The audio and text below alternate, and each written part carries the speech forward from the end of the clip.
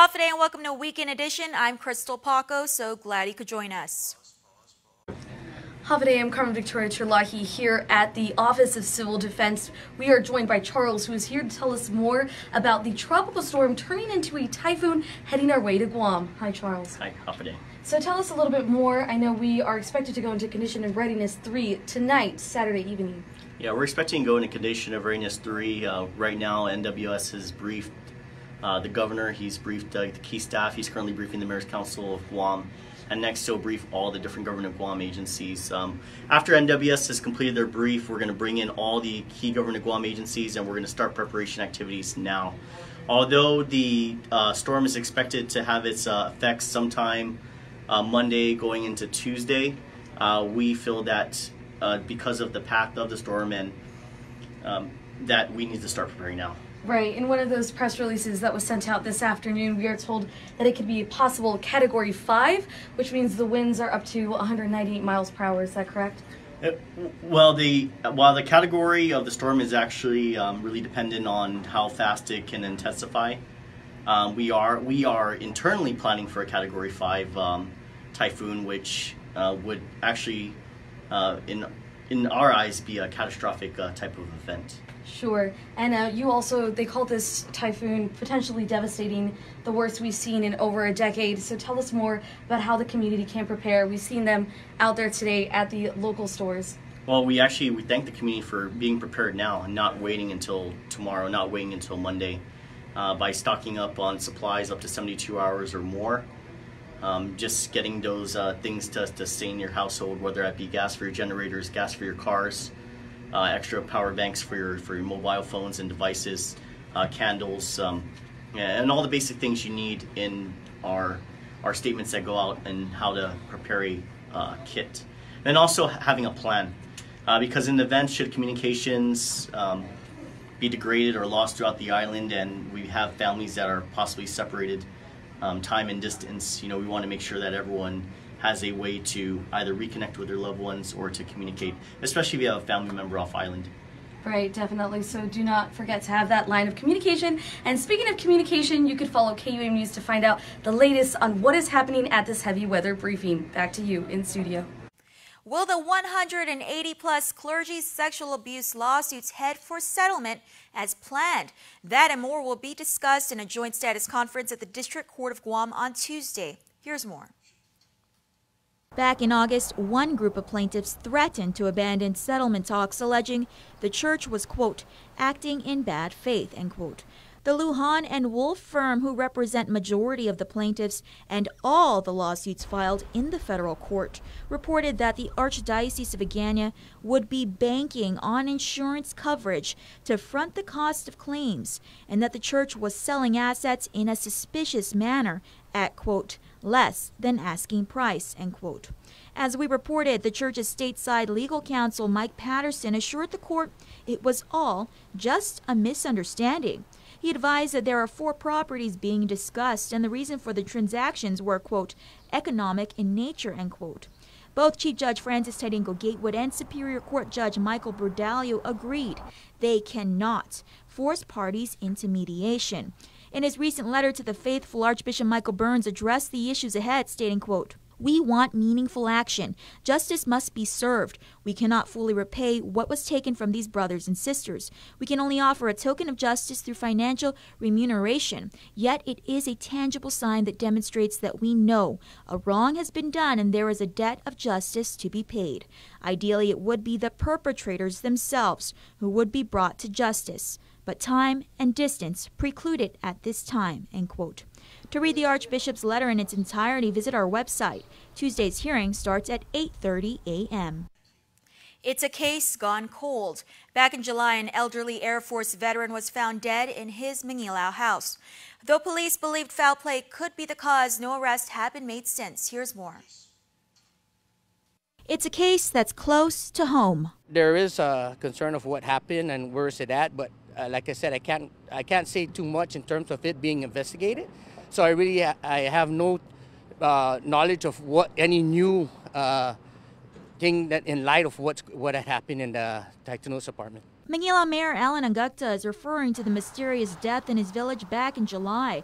Neighbors called the victim Ray, an elderly Air Force veteran who was found dead in his unit on the second floor of the Taitano apartments. The complex is just down the street from the island's educational hub, the University of Guam, the Guam Community College, and George Washington High School. The mayor wasn't told anything materialized. As for safety, as long as I'm here, I believe they're okay, and we have the police presence. We have, you know, here in the village, I've even started as reintroducing the neighborhood watch. So I really encourage everyone, if you see something, say something. Please give me a call, give GPD a call, and I put signs on pretty much all the different intersections promoting that.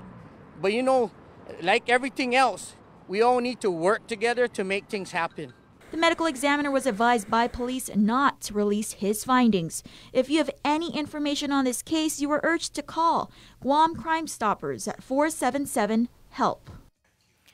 The national president of the Society for Human Resource Management says he's impressed with the 200-member-strong local chapter, which has one of the highest per capita concentrations of HR professionals. Nestor Lacanto reports.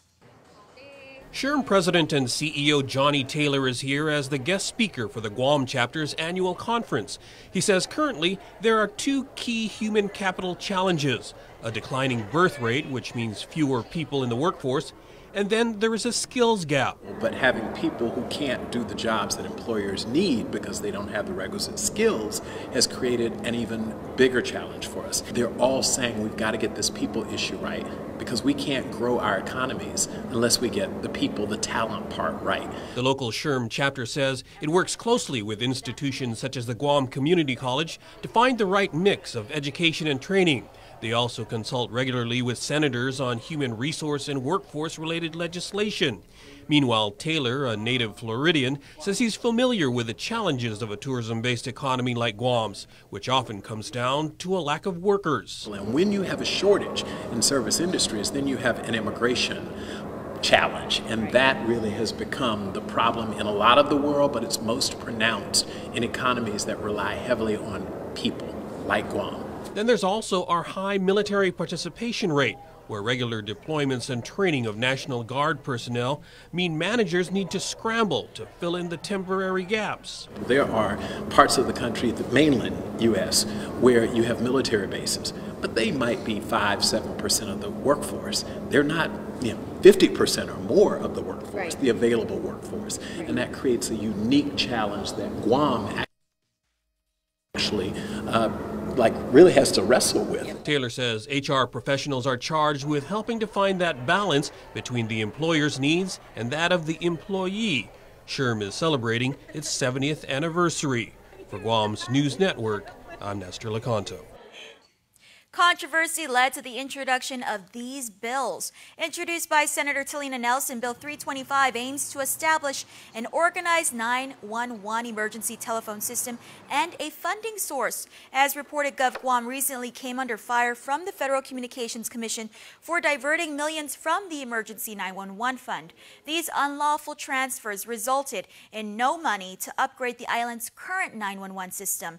Also up for public scrutiny, Bill 337 and Bill 338 both require that the Director of Customs and Quarantine, as well as the Department of Corrections, have the work experience to ensure the safety of the people. As reported, Eric Palacios was appointed to head of Customs. Senator Talina Nelson, however, withheld the nomination due to various concerns, including an incident with butterfly knives he reportedly brought to Guam from the Philippines and a sexual harassment allegation against him made by a former Adelup staffer.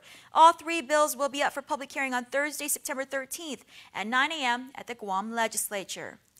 Exploring the depths of underwater robotics. Teachers from both private and public schools train to teach underwater ROVs for middle and high school STEM programs. Carmen Turlahi has the story.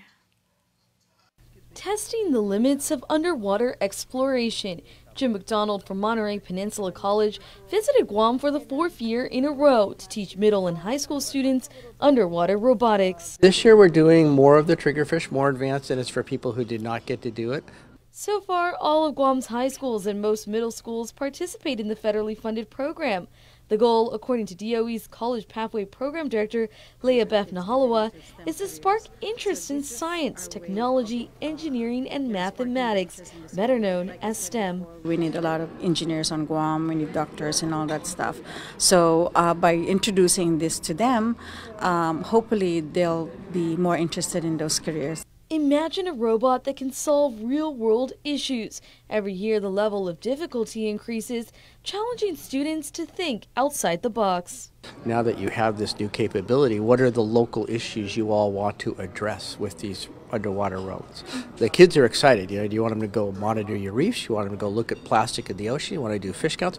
It's whatever your local issues. You all need to decide how to use these now. If you have a student interested in building an underwater ROV, you can contact your school principal, science or math teacher, or even visit GDOE Curriculum and Instruction to find out more. Reporting for Guam News Network, I'm Carmen Victoria Terlahi. If you love all things spicy, you don't want to miss this. Guam's hottest village festival makes its return next weekend. Manila Mayor Alan Agacta welcomes all ages to their Dunny Festival. There will be a hot lineup of food and live entertainment, as well as a carnival and fireworks. Bring the family. It's a family-oriented event. We're going to have a lot of we got a good program going on. We got more entertainment, different contests, whether called Pika. And of course, we're going to promote our big doni. The festival starts on Friday, September 14th and runs through Sunday, September 16th. And it's not too late if you want to participate in the festival as a vendor. Call the mayor's office for more information. Stay tuned, more when Weekend Edition returns. There are more ways to experience Guam via KUAM News, giving you what you want, when you want, and how you want it. From smart devices, Alexa, what's in the news? Here's your flash briefing. Over the web, on mobile, on streaming platforms, with immersive, interactive formats, and via social media where it's more than just content, it's conversation. More ways to keep you informed and entertained whenever you want it, wherever you are, on whatever device you're using.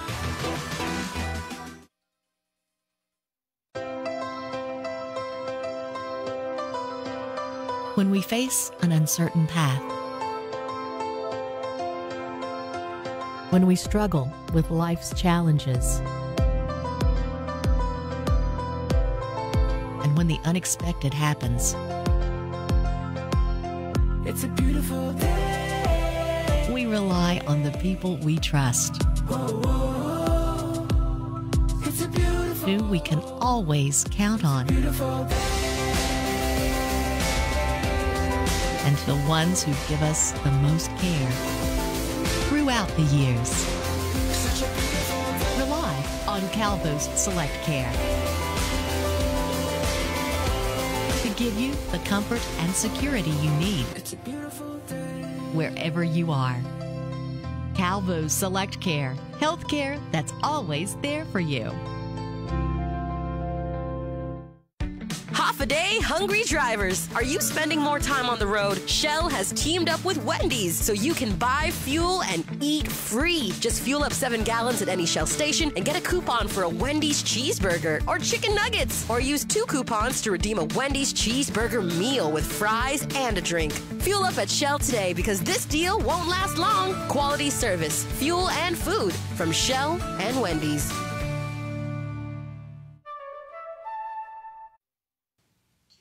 Half a day and welcome back. Many headlines covered this week caught your eye either on Facebook, Twitter, and Instagram. Now time to take a look at what you had to say. Asha?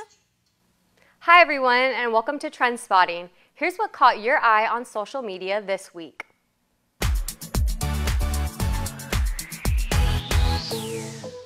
29-year-old Brian Kevin Cruz, who was accused of kidnapping and brutally beating a woman known to him, was captured this Monday. Cruz's image, specifically from surveillance footage, was heavily circulated over last weekend. The woman shown is being wrapped in a headlock before she is shoved into the driver's seat. The video was recorded on the afternoon of Friday, August 31st. She was found beaten black and blue with swelling to her eyes the following day near a church by her home. Cruz is charged with kidnapping, aggravated assault, family violence, and felonious restraint. A return hearing in the kidnapping case is scheduled for September 14th. Here's how our online community reacted. Edward Ford says, "I think he is a punk that he thinks he's tough. Beat up a girl, run from the cops. Now his sister is pleading for sympathy for the family. He brought all of this nonsense to the family. He has no respect for his mom, family, or women in general." Baby Zion turned 2 months old this past week in a hospital room in the Philippines. Now his family asked the community for help in bringing the newborn home. Suffering from a multitude of rare neurological disorders, Zion's mother, Jennifer Lozama, and her husband took indefinite leave to be by Zion's side as he endures treatment off-island. The journey emotionally taxing, now taking a toll financially. With a heavy heart and hope, the family is reaching out to the community of Guam for help, praying that baby Zion will meet his family waiting back home. Our Facebook followers sent their prayers through comments. Teresa Sablon says, "Prayers for baby Zion and for his parents to have strength to see him through." Diana Tysikin says, "May God bless Zion with good health. Please help him and his parents. Amen." If you are interested in donating directly to the family, you can find a link at Jennifer Cruz Lozama's page on Facebook.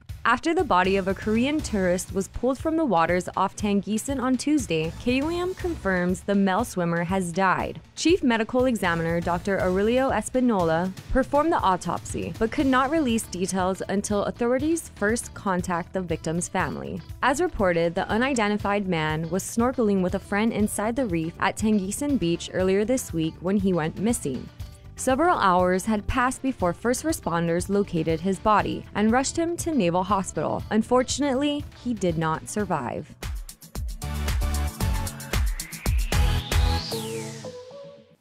Thanks for joining us. Catch us next week for more trend spotting. Thanks, Sasha. Crime Stoppers is next with Jason Salas.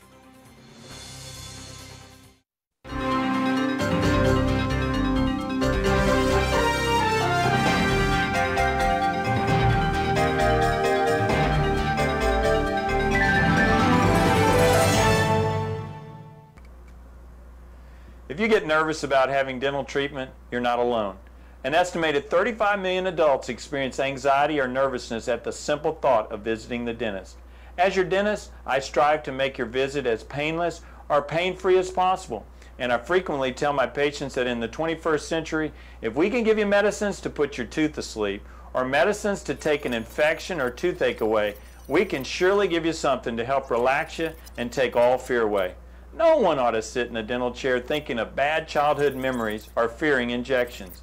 If you're a dental coward, but you really do want your teeth fixed, don't wait until the pain is killing you. Come in, tell us your fears, and set up an appointment. We have convinced many that dental treatment doesn't need to be scary anymore. For your helpful dental minute, I'm Dr. Kenny Bourgeois of Paradise Smiles. You shall never know all the good a simple smile can do.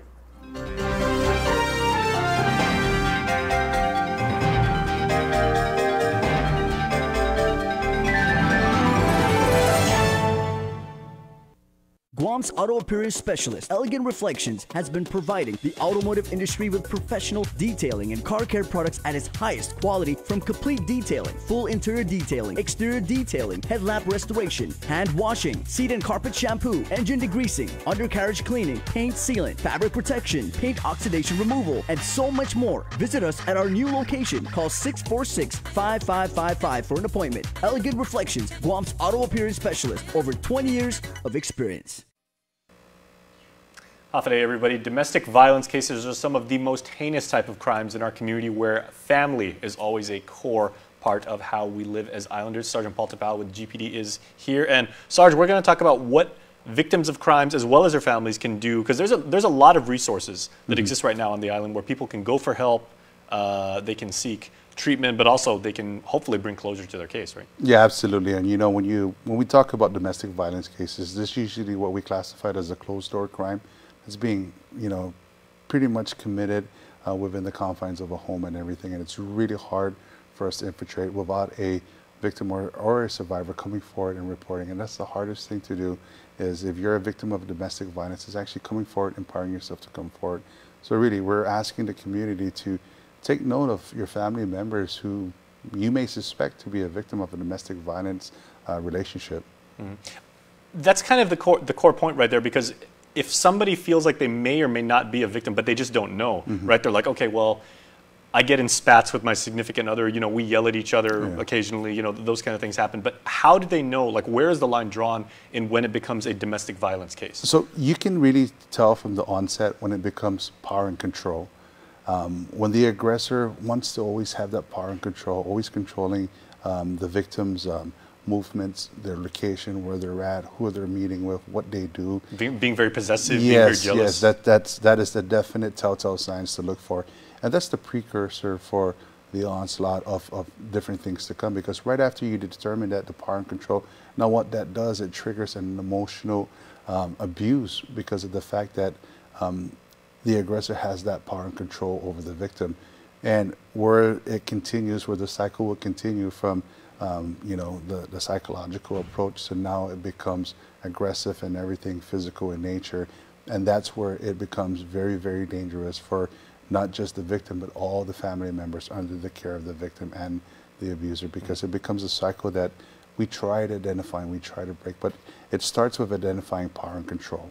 Now, of course, everybody's going to say, I know I need to call 911 and I know GPD can help me, but how much do your brothers and sisters in the police department get involved with like those kind of cases? Or again, there are a lot of different agencies, there are nonprofit organizations that are specialized in this kind of thing. Do you guys kind of like transition people to those, or do you work the whole case? Absolutely, and I'm glad you brought that up, because the Guam Police Department will be your first responders out there. Now, the beautiful thing about it is that our patrol officers, through training and everything, is that we have empathetic briefings on how do you handle domestic violence. But we also take it up a notch, because now we have our domestic assault response team. Now, as line with our domestic response officers, we have advocates who work closely with them. But our domestic assault response members, or detectives within that area, they're also advocates. So they know how to provide that triage of care that's needed for the emotional support and everything, while in line bringing justice for the victim by arresting the perpetrator or the aggressor. And we also work closely with nonprofit organizations and non-government organizations such as VARO to assist us in handling triage and care for the victims. Okay, well, let's get to our crime of the week real quick. And when we come back, I want to talk about like giving victims the ability to actually step forward. So what do we got this week? This week is a robbery that happened in Machinao, Dededo. Okay, here's what you can do to help our friends up north. On Wednesday, September 5th, shortly before 4:30 p.m., officers from the Dededo Precinct Command responded to Machinao, Dededo in reference to a robbery complaint. Now, the preliminary investigation suggests that the victim was traveling on Chalan Chihab, had slowed to execute a turn onto Chalan Margarita. As the victim was making the turn, he noticed a couple walking along the road, in which the man, only described to be local, heavy-set, standing around 5'6", with blonde hair, and was seen wearing a red shirt with gray shorts, began punching the victim's face. The victim was then pulled out from his vehicle as both the male suspect and the female individual, only described as being possibly local, entered the car and drove away. The vehicle was described to be a white Scion TC bearing Guam license plates, Mike Alpha India 9097, that's MAI 9097. Now, the Guam Crime Stoppers and the Guam Police Department is reaching out to the community relative to this case. If anyone has any information about this crime or any other crime, you can call our 24-hour hotline at 477-HELP, that's 4357, or submit a tip online at guam.crimestoppersweb.com. All calls will remain completely confidential, and a cash reward of up to $1,000 could be paid if the information provided leads to an arrest and a grand jury indictment. Your call does make a difference. All right, Sarge, we appreciate that with the information. We always want to take care of everybody up in Dededo. Now, as I said, what words of wisdom would you pass to people that may feel they're like, you know I'm being victimized, or, I know these things are happening, but I'm afraid to speak up, or I don't know, because, at the end of the day, GPD can come here and they can say, you need to stop this, but I'm still going to come home to this household, and now the person's going to have, even more aggression, and, they're going to be really, really upset. And then that's the whole thing behind power and control, is that now we want to do is what we want to really instill in the victims is that we want to empower them to take that stand. It's a big leap of faith and everything, but we're asking family members from the outside to support in. If you see signs of telltale signs, start a dialogue, start a communication, and ask them, is everything okay? You may get some resentment and everything, because nobody really likes to pry into people's lives. But it really starts with you opening that intimate dialogue between you and a family member. So start with establishing a dialogue. Start with empowering yourself about what you can do, because really you want to break that cycle, and it starts with the victim empowering themselves into understanding that there's help out there, there's resources, there's family members that can provide that triage of care in dealing with domestic violence. And you said GPD does have a special team that is, you know, highly equipped to handle this. If people would like to call and just say, you know, I would like to come forward or anything like that, how can they get in touch with you? Give us a call. Call our dispatchers and we can connect you to the right people. Start by calling 472-8911. Talk to our dispatchers, you know, ask them who you can speak to and stuff. Ask them you want to speak to the domestic assault response team, and they can lead you the way. But it starts with you empowering yourself, wanting to bring changes to that relationship. All right, Sarge, thanks so much for taking care of everybody on Guam. Thanks for having us. All right, please stay tuned, everyone. We're back after this.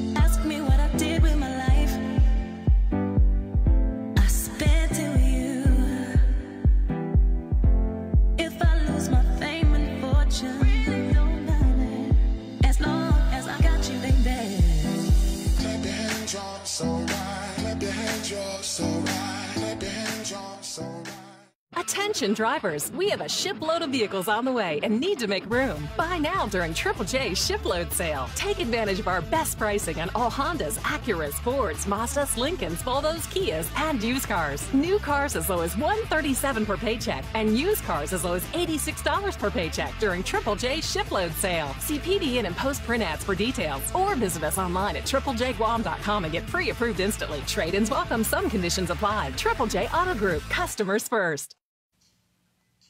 And before we close out the news tonight, here's our latest round of birthday shout-outs from the Cold Stone Creamery Birthday Club. It's time for some birthdays, everybody, and happy birthday to Melvin Timenglow.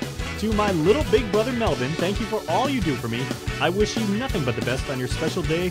May your wishes and dreams come true. I love you, bro, say Shelly and Richard. Happy birthday number 1 to the very special Conan Germain Taikingfong. Wish your papa was here to see how much you've grown and help celebrate the special day with us, they write, but unfortunately God had other plans. We want to wish you nothing but the best today, and always we love and miss you. It is also a happy birthday to Shine eBay. This comes from Grandma, so happy birthday, Shine. And to our very own Steve Claris, who has a birthday today. Steve, we love you, man. Hope you had a good birthday. Also, happy birthday to Adam Pangilinan, who blows the candles out this weekend, and to Isabella Olalia. Love always, Nina Nadine, Nino Odi, and the entire family. And happy birthday to the boss, to KUAM's very own Marie Calvo-Monge. Also, happy birthday to Ken Kitsanita. We love you, Kenny Boo from KUAM. Remember, you can be a part of the Cold Stone Creamery Birthday Club by registering online on KUAM.com. Please make sure to include your photo, your name, and birthday. That's all the time we have from all of us here at Guam's News Network. Thanks for watching, and be safe this weekend. Closed captioning is brought to you by IT&E.